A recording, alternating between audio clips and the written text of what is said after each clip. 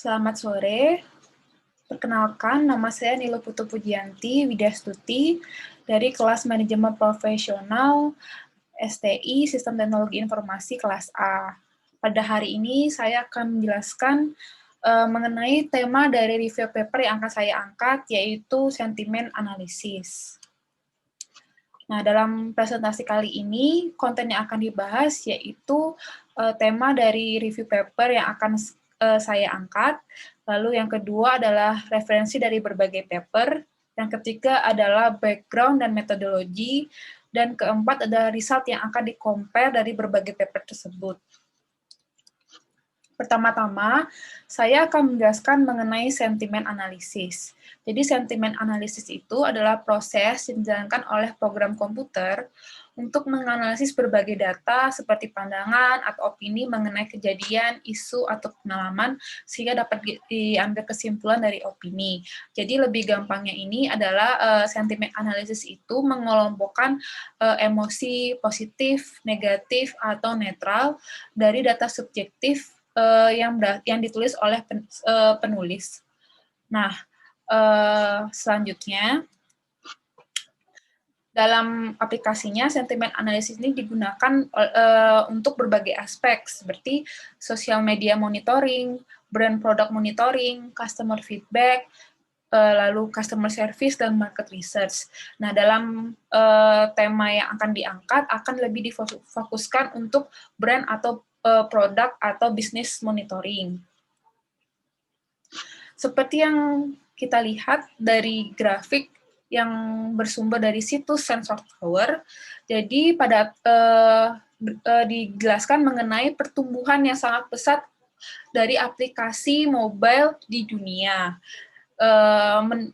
Pada tahun 2008 hingga 2020, aplikasi mobile di App Store sangat berkembang pesat. Bahkan, penulis dari website tersebut memprediksi bahwa pada tahun 2020, aplikasi di App Store ini akan berjumlah 5 juta. Nah, dari berbagai macam aplikasi ini, banyak sekali aplikasi yang memuat kolom ulasan atau review dari customer yang sudah membeli produk atau mengalami pengalaman menggunakan bisnis tertentu, seperti website e-commerce yang lagi happening sekali, yaitu Shopee, Tokopedia, Amazon, nah, atau juga dari website yang memang mengandung, yang memang untuk memuat ulasan-ulasan review dari customer atau pelanggan yang sudah mencoba bisnis tertentu, seperti Zomato untuk mereview makanan atau restoran, atau Female Daily untuk mereview produk skincare, body care bagi wanita, atau juga TripAdvisor, yaitu website untuk review hotel atau restoran.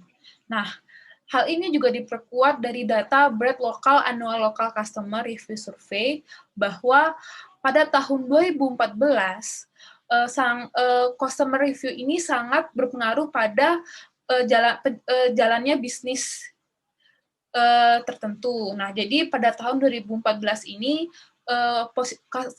review customer yang positif ini akan membuat kepercayaan pada customer yang akan menggunakan produk atau menggunakan bisnis tertentu.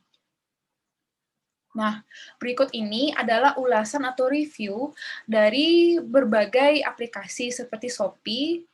Nah, untuk Shopee ini bisa kita lihat kan, kalau misalnya ada review dari bagus pas datang bahannya enak, tebal, mantap. Itu berarti bisa kita asumsikan kalau ini adalah komentar positif.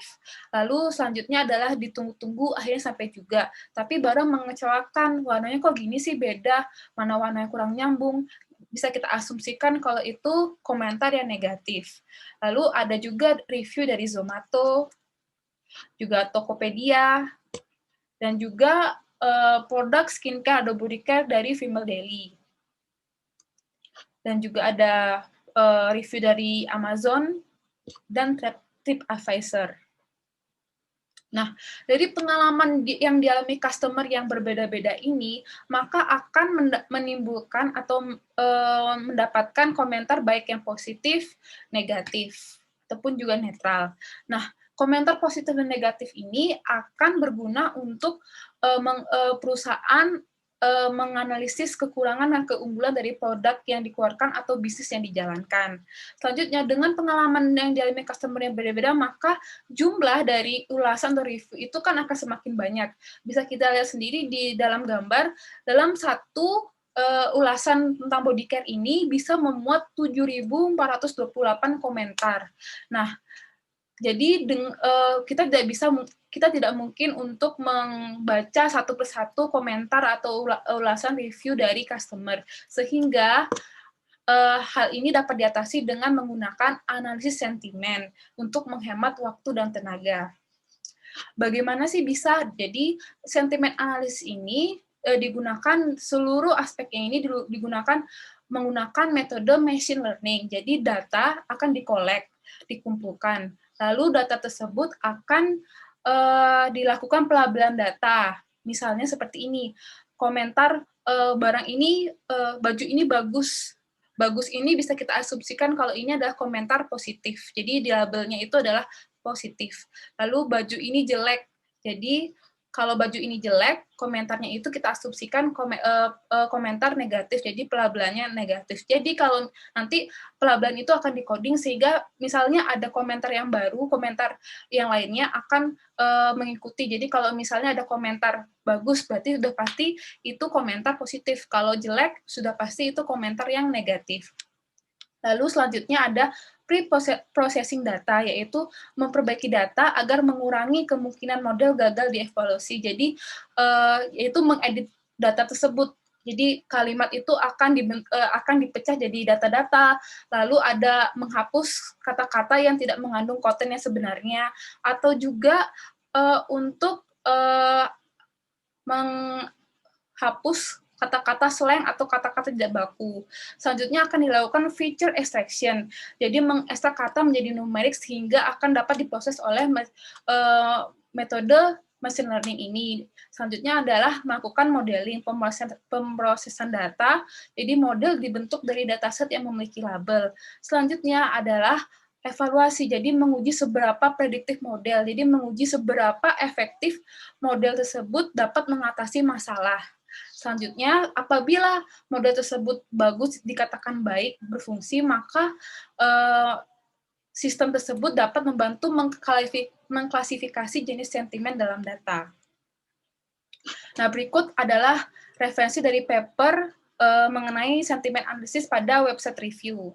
Selanjutnya, yaitu perbandingan result dari berbagai paper yang akan di-review. Jadi berbagai paper ini akan menggunakan berbagai macam metode seperti naive Bayes, Canary-Snable, Random Forest Classifier, dan juga Jarrow-Winkler Distance. Dari berbagai metode ini akan saya compare dari resultnya dari segi akurasi, precision, dan precision recall. Sekian dari presentasi saya kali ini. Terima kasih dan selamat sore.